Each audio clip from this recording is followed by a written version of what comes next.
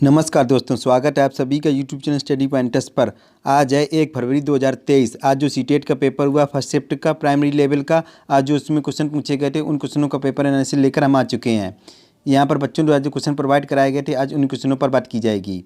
Paper में किस topic सबसे ज़्यादा प्रश्न पूछे जा रहे हैं, जिनका पेपर कल है वो उन प्रश्नों को जरूर देख कर जाएँ। दोस्तों, अगर चैनल से पहली बार जुड़े, चैनल को सब्सक्राइब कर लें और बेल आइकन के बटन को प्रेस करें, जिससे आने वाली वीडियो का नोटिफिकेशन आपको सबसे पहले मिल सके। बच्चों ने बताया है कि आज का पेपर मॉडल लेवल का पेपर था। चलिए आज का पेपर आने शुरू करते हैं। देखते हैं सबसे पहला क्वेश्चन क्या पूछा गया है। रेगिस्तानी ओक का वृक्ष कहाँ पर पाया जाता है, तो ये ऑस्ट्रेलिया में पाया जाता है। अगला क्वेश्चन क्या पूछा गया है। निदान के पश्चात कोई डॉक्टर रोगी से यह कहता है कि उसके खून में हीमोग्लोबिन की कमी है, तो उस रोगी को आयरन की कमी को पूरा करने के लिए क्या क्या खाना चाहिए, तो उसको आंवला, हरे पत्तेदार सब्जियां और गुड़ खाना चाहिए। चलिए आगे देखते हैं। अगला क्वेश्चन क्या पूछा गया। बाला का पूरा रूप क्या है, तो बाला का पूरा रूप है बिल्डिंग एज लर्निंग एड। इसको कहते हैं अधिगम सहायक के रूप में बिल्डिंग।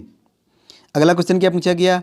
परख का फुल फॉर्म क्या है, तो परख का फुल फॉर्म है performance assessment review and analysis of knowledge for holistic development. इसको हिंदी में कहते हैं प्रदर्शन, मूल्यांकन, समीक्षा और समग्र विकास के लिए ज्ञान का विश्लेषण।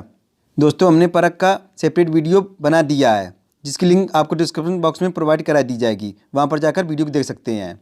चलिए आगे देखते हैं।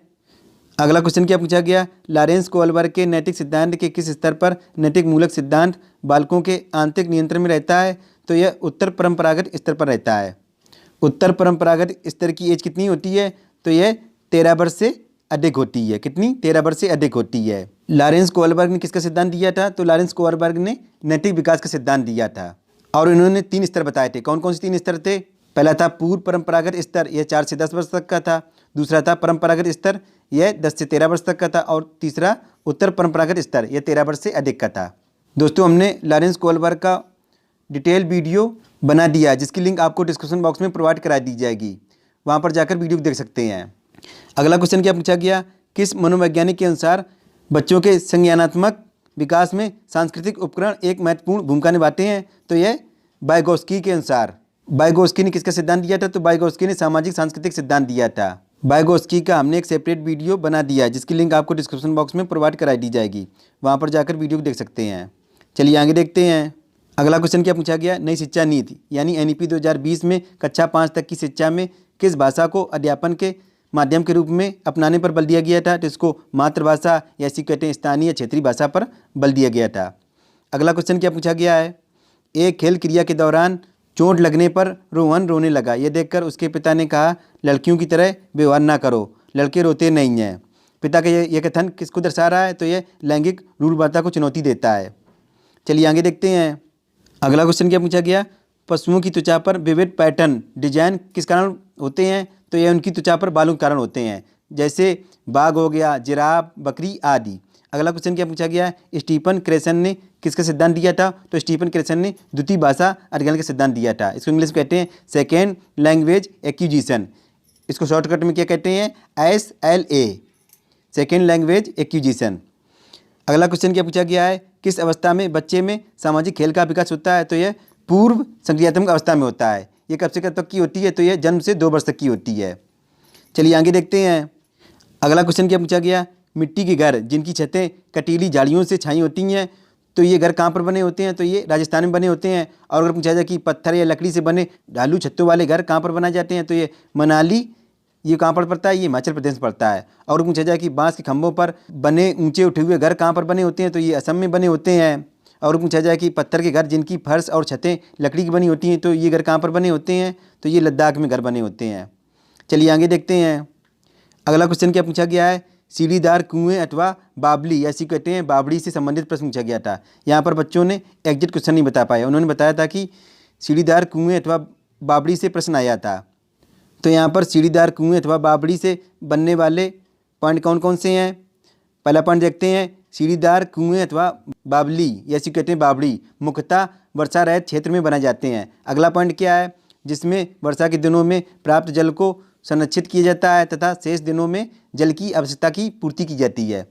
अगला पॉइंट क्या है। इस प्रकार की बावड़ी सामुदायिक योजना के तहत बनाई जाती है।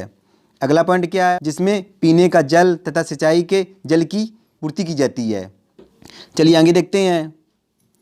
अगला क्वेश्चन क्या पूछा गया, यदि आप रेलगाड़ी द्वारा अहमदाबाद यानी गुजरात में पड़ता है अहमदाबाद जाएं तो आपको रेलवे स्टेशन पर अधिकतर बेचने वाले खाने की कौन सी चीज़ें बेचते मिलेंगे?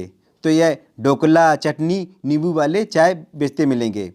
अगला क्वेश्चन क्या पूछा गया, नेपथेंस यानी इसी कहते हैं घटपल्डी पौधा एक ऐसा पौधा है जो मेंढकों, कीड़ों मकोड़ों और चूहे जैसे छोटे जीवों को अपने अंदर फंसाकर खा जाता है। हमारे देश में वह पौधा पाया जाता है। तो कहाँ पर पाया जाता है? तो यह मेघालय राज्य में पाया जाता है। और तो मेघालय राज्य में किस जगह पर पाया जाता है? तो यह मेघालय के गारो, खासी, जयंतिया पहाड़ियों में काफ़ी मात्रा में पाया जाता है। चलिए आगे देखते हैं। अगला क्वेश्चन क्या पूछा गया, नारियल के तेल में बनी समुद्री मछली निम्नलिखित में से किस क्षेत्र का प्रिय भोजन है? तो यह गोवा का प्रिय भोजन है। और पूछा जाए कि पकाया हुआ सांप किस क्षेत्र का प्रिय भोजन है? तो यह हांगकांग का है।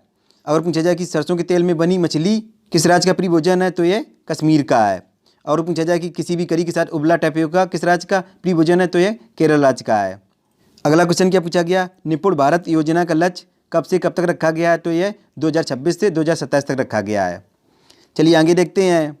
अगला क्वेश्चन क्या पूछा गया, मधुबनी चित्रकला से संबंधित प्रश्न पूछा गया था। यहाँ पर बच्चों ने बस इतना ही बताया है कि मधुबनी चित्रकला से प्रश्न पूछा गया था।